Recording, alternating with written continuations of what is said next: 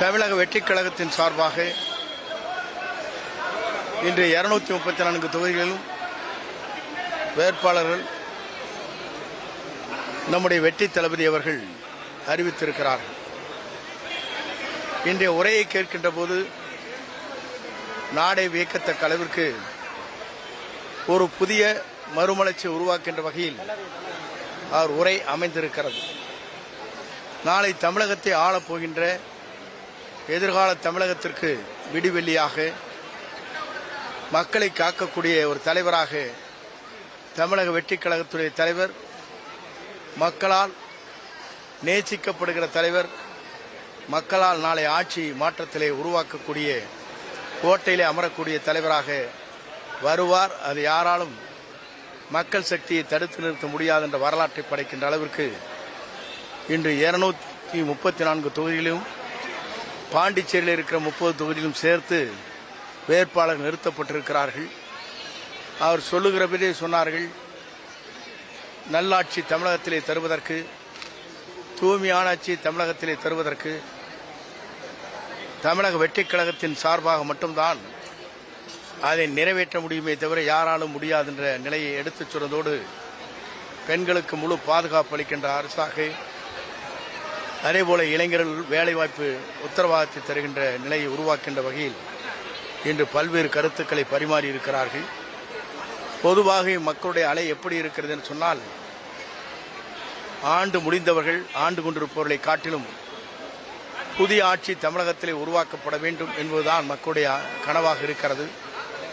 அந்த கனவின் அடிப்படையில் இன்று தமிழக வெற்றிக் கழகத்துடைய தலைவர், நம்முடைய வெற்றி தலைவர் இன்று ஆட்சியிற்கு உரை மட்டுமல்ல, எதிர்கால தமிழகத்தை ஆள்வதற்கு, எதிர்கால தமிழகம் இந்தியாவிற்கு ஒரு எடுத்துக்காட்டாக விளங்குவதற்கு இன்று அவருடைய உரை மட்டுமல்ல, அவருடைய தேர்ந்தெடுக்கப்பட்டிருக்கிற 234 சட்டமன்ற வேட்பாளர்களும் நாளை ஆட்சி கட்டளை அமர்வதற்கு மக்கள் சக்தி ஒருங்கிணைக்கப் போகிறது என்பதைத்தான் இந்த நிகழ்ச்சி காலையில் எடுத்துக்காட்டியிருக்கிறது என்பதை மகிழ்ச்சியோடு நான் தெரிவித்துக் கொள்கிறேன்.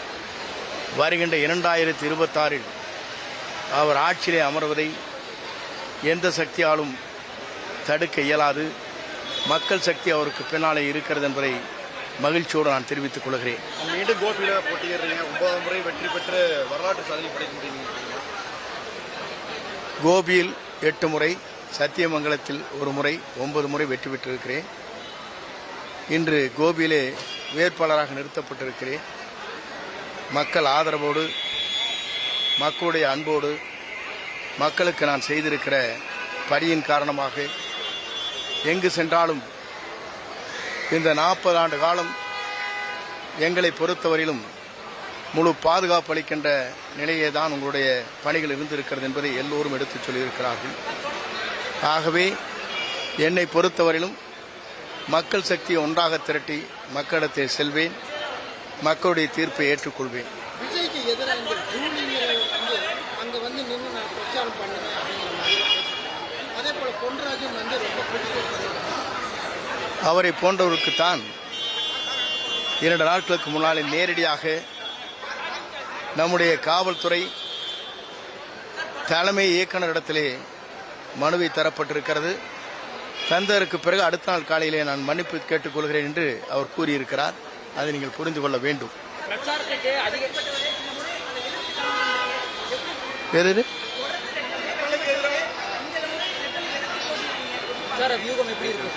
என்னை பொறுத்தவரையிலும் இயக்கத்திலிருந்து தூக்கி எறியப்பட்டவன் முதலில் தெரிந்து கொள்ள வேண்டும். ஒரு சாதாரண உறுப்பினர் கூட இருக்கக்கூடாது என்று சரித்திர வரலாற்றில் நடைபெறாத ஒன்று நடைபெற்றிருக்கிறது. ஆகவேதான் நான் வெற்றிக் கழகத்துடைய தலைவரிடத்திலே சென்று இன்று அந்த பணிகளை ஆற்றிக் கொண்டிருக்கிறேன். என்னை பொறுத்தவரையிலும் இங்கே வெற்றிக் கழகத்தில் இணைந்ததற்கு பிறகு இளைஞர்கள், மக்கள், அங்கே படித்தவர்கள், மேலை நாடுகளில் இருக்கின்றவர்களுடைய வரவேற்பை பார்க்கின்ற போது அவருடைய சக்தி என்பது மிகப்பெரிய சக்தியாக இருக்கிறது என்பதை நாடே அறிந்து கொண்டிருக்கிறது என்பதை நான் இந்த நேரத்திலே தெரிவித்துக் கொள்கிறேன். இந்த சிபிஐ என்கொயரி விஜய் வந்து களத்திலேயே இல்லை, வேட்பாளர்களை கண்டுபிடிக்கிறதுலேயே வந்து சிரமப்பட்டிருக்கிறாரு அப்படின்னு சொல்லிட்டு முன்னாள் அமைச்சர் எஸ்பி வேலுமணி இன்னைக்கு காலையில் வந்து பத்திரிகையாளர் சந்திப்பில் சொல்லியிருக்காரு. வேலுமணி மட்டும் அப்படி சொல்லலாம். வேலுமணியோடு பதவி இல்லாத இன்றைக்கு கிடைக்காத எத்தனை பேர் இடத்திலே தொலைபேசியிலே பேசினார் என்பது எனக்குத்தான் தெரியும். நாளை காலம் மாறும். அவருடைய ஆட்சி, அவருடைய எண்ணங்கள் இந்த மக்களுடைய தீர்ப்பால் அவர் என்ன கருதுகிறாரோ அந்த கருத்துக்கள் அனைத்தும் தூள் தூளாக்கப்படும். எல்லா தலைவரும் 2 தொகுதியில் போட்டியிடுறாங்க, அம்மா வரைக்கும்.